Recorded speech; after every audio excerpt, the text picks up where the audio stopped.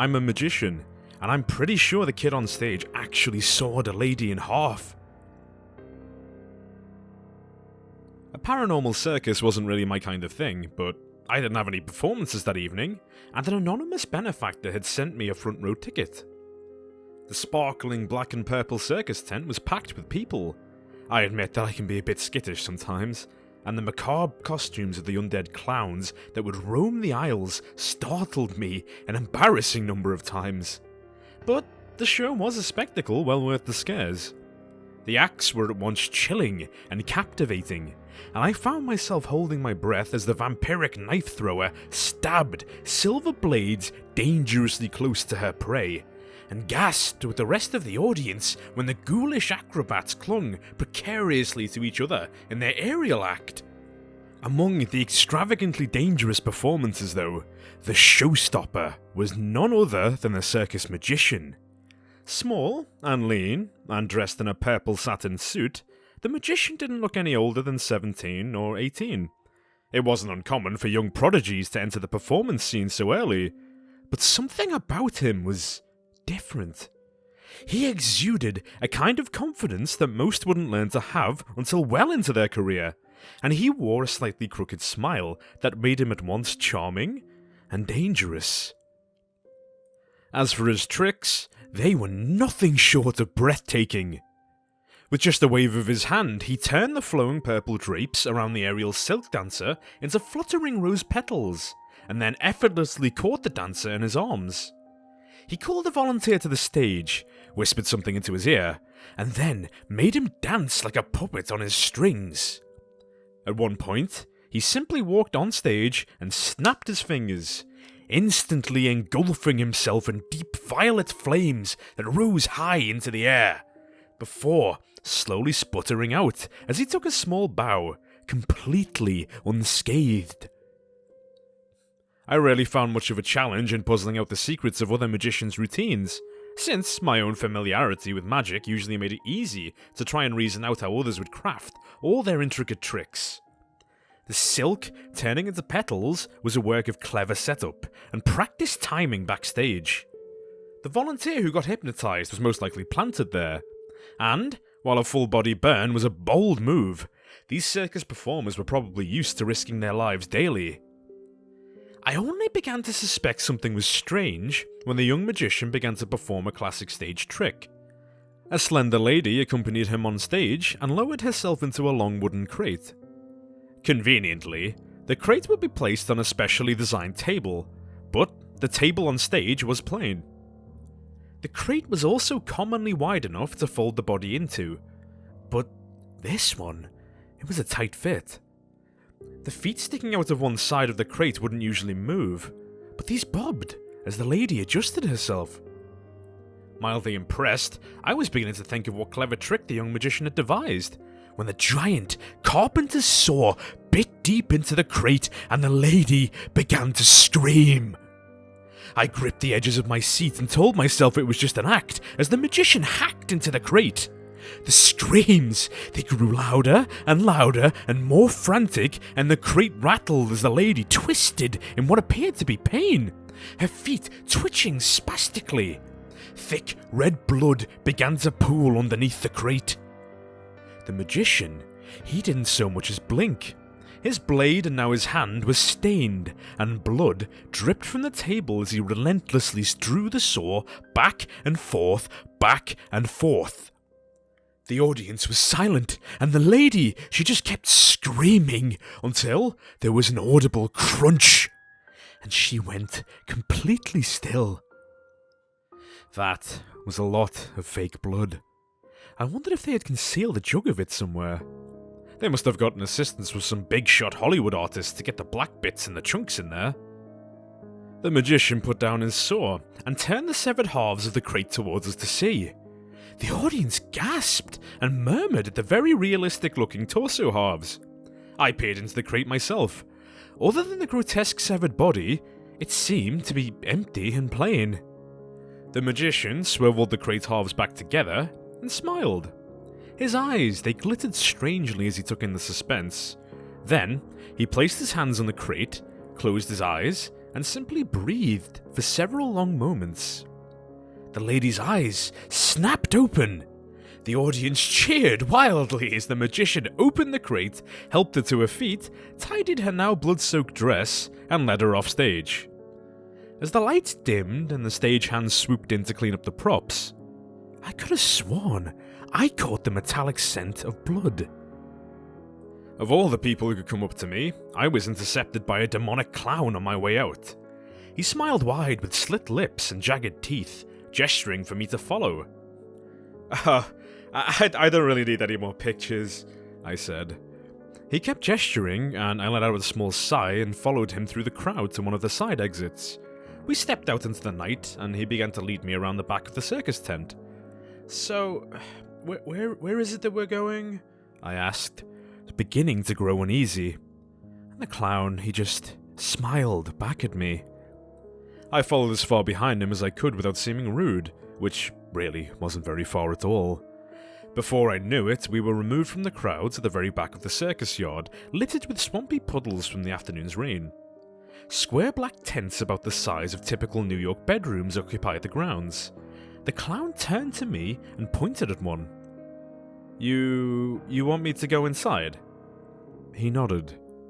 I swallowed. The clown stepped back in a comically exaggerated manner, as if to pantomime to me his intent not to harm me.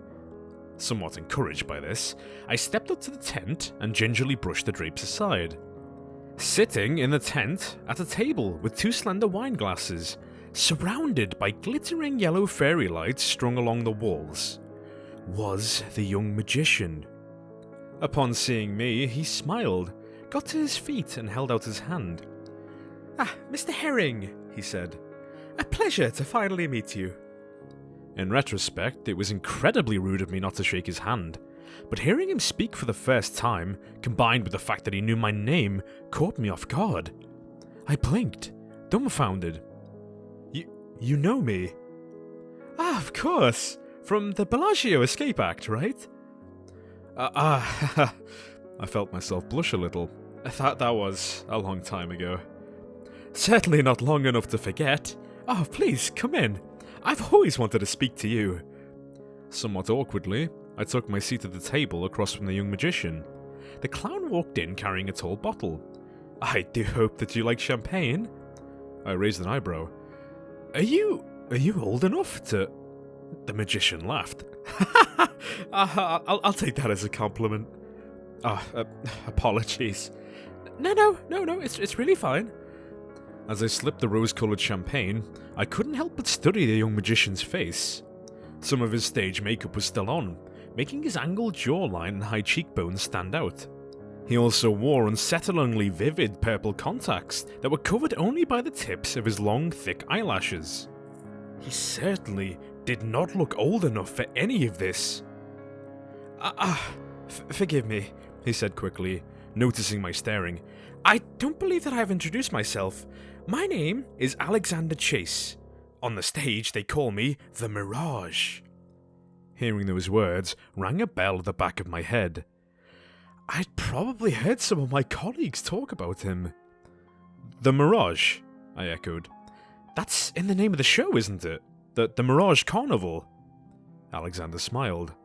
Yes, this is my show." "That's very impressive, leading an entire circus troupe." "Oh, thank you very much. I definitely couldn't have done it all without you." Without me? You are the one who inspired me to begin performing. The Bellagio escape struck a deep chord, and since then I've followed all of your work. I've always wanted to be just like you." This was completely unexpected. I could feel myself swell with pride. "Oh, well, I dare say that you may have already surpassed me," I said. "The tricks today were very impressive." "Oh, you don't know how much those words mean to me, Mr. Herring." "Oh, please, just call me Brian." Alexander smiled. "Brian." The way his tongue formed the sounds sent a quiet chill down my spine. In his voice, my own name became mysterious and dangerous. I was startled off my train of thought when a dozen heavy footsteps broke through the nighttime air, sprinting towards the tent. "What is that?" Alexander cursed. They found me." "Who?" "Quiet." More footsteps scrambled to meet the disturbance. There were shouts of alarm and a loud, resounding crack. I looked at Alexander. He narrowed his eyes at the drapes covering the entrance to the tent. The commotion drew closer with every second. A spray of gunfire tore through the grounds. "Run," Alexander said. "Don't let them see you."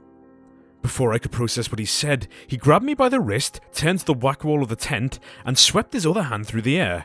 The black fabric wall rippled and peeled open like a flower blooming. What? What? He waved his hand and the fairy lights blinked out, plunging us into the night.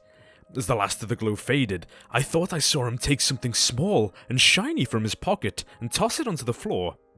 Then, he leaped out through the hole in the wall, yanking me through behind him, and began to run. "Alexander!" "I said quiet," he snapped in a hushed tone, "and call me Alex." Voices shouted behind us, the heavy thudding of boots in pursuit. Another round of gunfire tore through the air. I almost dropped to my knees and scrambled for cover, but Alex kept me running. We ran out of the circus yard through a break in the fence and onto muddy dirt roads. My joints cramped up, and I almost slipped and fell several times, but my adrenaline kept me going. I risked one look behind us, but saw nothing in the dark. Police sirens wailed in the distance. "Brian," Alex said. "Huh?" "We're going to jump." I strained to see the ground in front of us. Closing in fast was a puddle spanning the entire width of the road, filled with muddy rainwater. "Oh, wait, Alex! Jump!" Something in his voice instantly compelled me to leap into the air, hurtling straight for the puddle. I yelped and held out my free hand, bracing for a face-first impact into inch-deep mud. Then, we broke the surface and sank deep into the cold, murky water. It was dark. I couldn't see anything. I was somehow submerged from head to toe, tiny bubbles swirling around me like I had just dove into a pool. I stretched my legs downwards, but couldn't feel the bottom. Alex squeezed my wrist. Buried in the sounds of rushing water, I could hear my crashing heartbeat. I held my breath, and long seconds passed until we heard the sounds of boots splashing through shallow puddles directly above us. Then, they were gone. Alex swam upwards, pulling me along. We broke the surface and pulled ourselves into a strangely smooth and supple floor. As I caught my breath, soft yellow light flooded the small cubicle space. We were back in Alex's tent, surrounded by fairy lights. Alex's purple satin suit was dry, and so were my clothes. There was no trace of water on the floor. There was a click behind us. We turned to see the man in full body armor and a helmet with a reflective visor. He held a pistol pointed at Alex. Embroidered on his jacket was a patch that read NSF. "Come peacefully," he said. Perhaps I was mistaken, but his voice sounded like he was shaking. His pistol wavered, trained between Alex's eyes.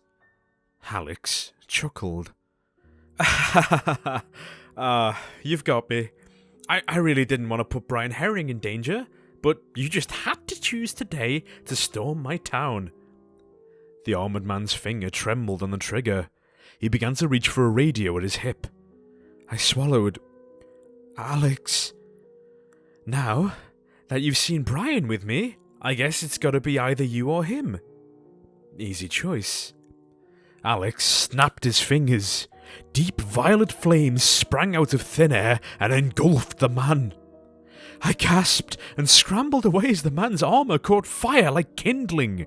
Wild gunshots rang out, but the bullets went wide as he twisted and screamed, the flames slowly consuming him. Alex stood still, watching. A thin smile tugged at his lips. His eyes flickered with the flames, barely concealing something deadly behind them. I cowered in the corner, only watching because I couldn't turn my eyes away. There was no heat to the flames. and instead of the stench of burning flesh, the sweet aroma of roses filled the air. The burning lump of a man crumpled to the floor, and slowly the screaming diminished to small choking sounds. And, after what felt like an eternity, it was quiet. The flames flickered out. There was nothing left but a smudge of soot on the tent floor. "Alex," I whispered, as the adrenaline sputtered. 1,000,000 questions filled my head. The young magician let out a small, contented sigh. "Alex," I managed, this time loud enough to be heard. I was trembling. You killed someone." "It was you or him, Brian." "How?" "They saw you with me, which put you in danger. I don't want you to live my life of being pursued.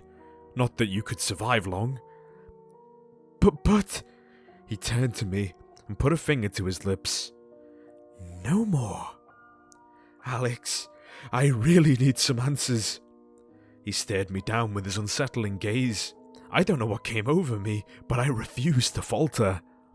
After a few tense moments, his eyes softened. "Okay, one question," he said. I thought hard, but the 1,000,000 questions overlapped and echoed in an unbearably confusing chorus. In the end, I could really only ask one question. You're not human, are you?" Alex smiled. He held out his hand and pulled me to my feet. I looked down at him now, waiting. "No," he said simply. I nodded. "Now, it is time for you to go," he said. "I would love to spend more time with you, really get to talk, but not today. Well, will I see you again?" "One question." I pursed my lips. "When you get home, no telling anyone and no calling the police. Got it?" I nodded again. "It was a true honor meeting you, Brian. Something that I've been looking forward to for years." Alex stood on the tips of his toes and he leaned in close to my ear. "Now, be on your way." I don't remember anything after that. When I came to, I was lying in bed in my house. I had a pounding headache, and I wasn't sure what day or time it even was. It felt like I had been asleep for a long time. A quick look around the house revealed that the power cord on my landline phone was cut, and the antenna on my internet router broken off. On my kitchen table was a sticky note with something written on it. Albeit shaky, I could recognize my own handwriting. 1. No telling anyone. 2. No calling the police. See you again soon.